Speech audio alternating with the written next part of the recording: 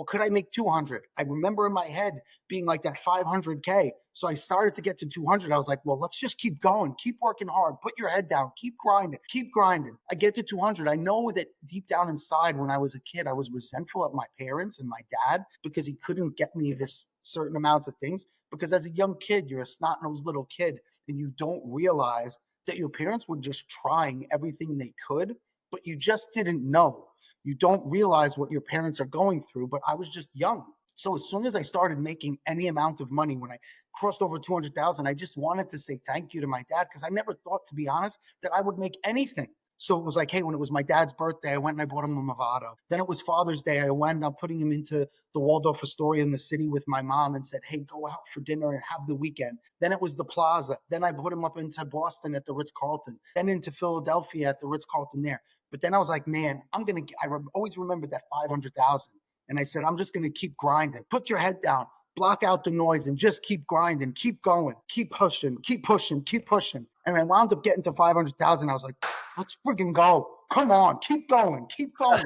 And I wound up hearing in my industry, in the lasers, that there was a guy out there that made $1 million. And I was like, is that possible, man? Can I do it? Can I get to that number? And I was like, just go, man. Block out the noise. Put your head down. Keep grinding. Keep hustling. And I just kept going. Lo and behold, bang, I crossed through 7 figures and I made that $1 million.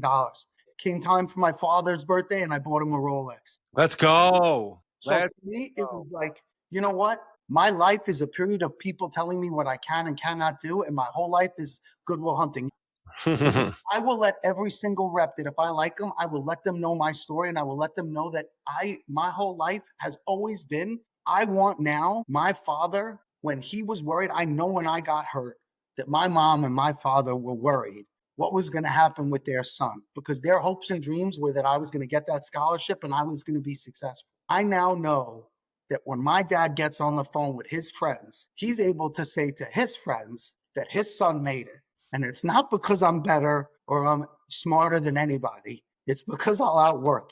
And I grind and I hustle and I execute. And like I said, I was able to retire my wife at 28. My kids don't want or need for anything. And it's because I just work. And now I've reached everything that I've ever wanted. I've surpassed that million and I keep working. And the proudest things that I get to do now is to be able to give those types of opportunities to other people. I don't care anymore. My LinkedIn used to say 12-time President's Club winner. I took that off because people in the industry, they know who I am. I don't have to boast for myself. So the reality is why people want to work for me is because I'm an executive that I may curse sometimes, right? But in a world that may be dirty, look, my wife is my North Star. I am loyal as loyal can be to my family. I will work as hard as I possibly can. But to the right and left of my bookshelves, the most important things to me besides my wife and my family are all the awards that I have won.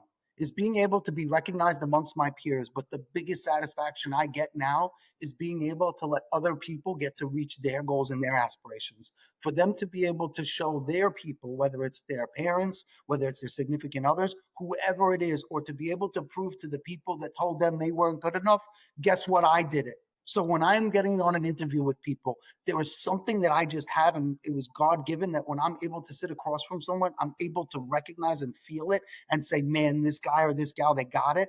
And I just want to be able to give people that opportunity to say, let's go out and let's friggin' get it. Let me give you that opportunity to be able to earn it. And let's talk about that it factor. So are you looking for somebody that has that event in their life where now they have something to prove to other people? Is that it factor that you're looking for when you're hiring somebody? Yeah, I think I just look for, once again, I have these canned questions that I ask, and it's less about the question. It's more about the story that they tell.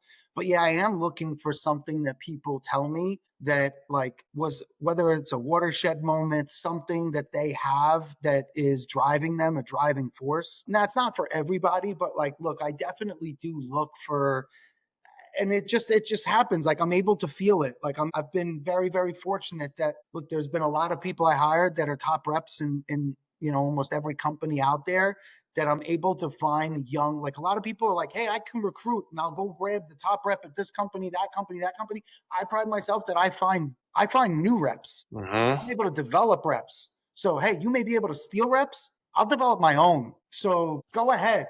You may be able to hire mercenaries. I'm going to develop my own, man. So, but it is something where it's a combination, right? I tell recruiters, give me the people that other people said no to. Give me your tired, give me your weak, give me the people that have been told no, give me the guy with a chip on his shoulder. I don't care if they went to college. I don't care this. I don't care that.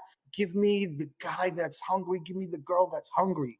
Give me something like I'm just looking for the story. Like, but I don't know. I wish I could tell you there's something that like you can put in a book that you'd be able to tell it, but there's a feel to it.